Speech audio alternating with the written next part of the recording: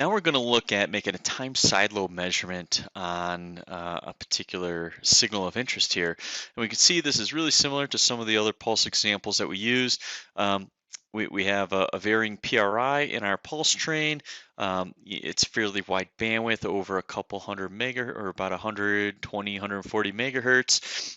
The amplitude over time changes quite a bit. And lastly, obviously we have some FM chirps like we talked about from pulse to pulse. They're changing not only in length, but also rate. So what we're going to do is we're going to pause the measurement here. And to make a time side lobe measurement, what we want to do is select our marker and place it on a pulse of interest. So we're going to use let's look at pulse number 4 here to use as our reference, for example. You can automatically generate a reference using this method, or you can import a reference pulse, and I'll show you where that is in just a moment. So to copy this reference pulse to a register, we select the markers, we say copy marker to, and then to registers.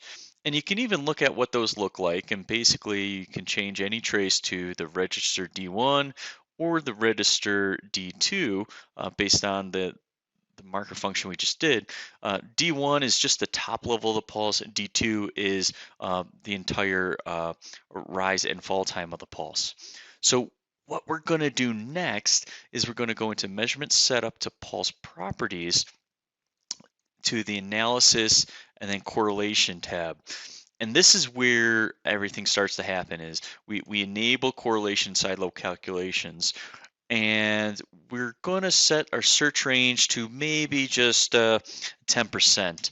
The reason why I say 10% is because pulse 4 is what we're using as our reference. And if we look at the pulse width for pulse 4, it's 40 microseconds. So I'm just going to reduce it down from the default to 200 because I don't want to go 80 microseconds into the future, into the past, in the event that I'm starting to run into another pulse for a time side lobe measurement. So I'm going to reduce it down to 10%, so it's only 4 microseconds before and after the pulse window. So let's leave this here where it's at right now. We could see we enabled it. We already set our correlation from our reference register. We're going to set maybe to all. So we're going to use D2. And so not just the top time, but the rise and fall time as well. We're going to use, let's make it a Gaussian window, and we're going to keep out to the first null. So what's going to happen here is you didn't see much change, but what we need to do is we can change our we can change our measurement to correlation time for another trace. We're going to get rid of that, and we're going to change our pulse table column visibility, and we're going to keep everything off but the pulse width.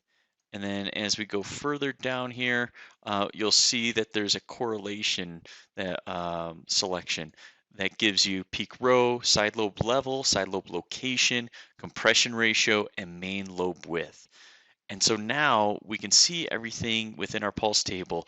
And what's really interesting here is that it's only going to run the calculations for the side lobes based on a minimum row of 0.5. So you can see very easily here that we have very strong correlation on pulse number 4, which makes sense because that's what we set as a reference. And then we know, at least based on the merits of this recording, that every fourth pulse is the same. So pulse 4 is the same as pulse 8, which is the same as pulse 12. So we can see that there's pretty strong correlation in 8 and 12. But anything that's below that 0.5 number, we don't even generate those figures. So let's just kind of reaffirm and validate the measurements we just made here in terms of side lobe level, location, compression ratio, and width. What we can do is we can use the select area tool, and let's just use pulse 4. We want to look at the correlation trace of pulse 4 with respect to pulse 4. So we see this is a compressed waveform, so we have a pretty sharp spike of correlation right at the center, which is good.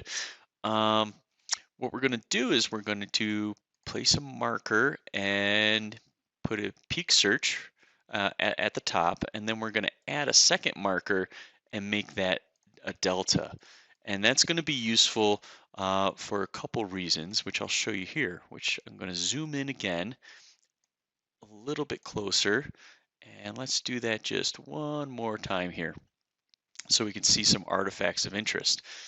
So now, if I take my second marker, which is reference to delta to number 1, we can see that if we want to find that point where we say our peak side lobe location is at minus 70.11 nanoseconds, um,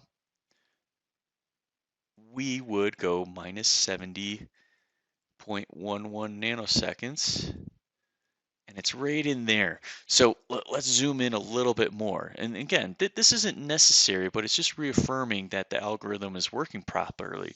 And now we can see that based on our time side lobe measurement settings, I'll pull them up again here so we can look at, is that we did a side lobe search range of 10%, so we're not going too far outside of the peak or the pulse of interest. We don't care about any other pulses that are less than 0.5 rho or kind of a correlation factor, and we're going to keep out the first null. So keeping out the first null means that we are going to hold off until we see this first null, and then we're going to start looking for the next peak. And that's why it found this particular peak, which we're reporting on our marker, which is slightly inaccurate here, but based on our measure in about minus 70.11 nanoseconds, and the level is about minus 53.78. And so we can see this is pretty close, minus 53.887. And if we just toggle between those 2 points, we know that that peak is right in there.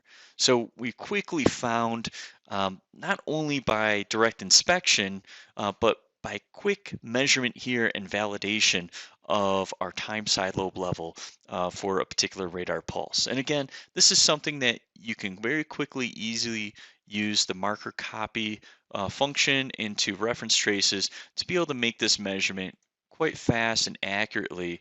But also it allows you to do some other keep out modes if you want to use a time factor, and you can set that time directly and so on. Or you can set your correlation reference from a register, but you can recall a pulse profile directly into a register. So whether it's something that you use as a measured or pull it in from a saved value, it's a very easy and convenient way to make time side lobe measurements for pulse analysis.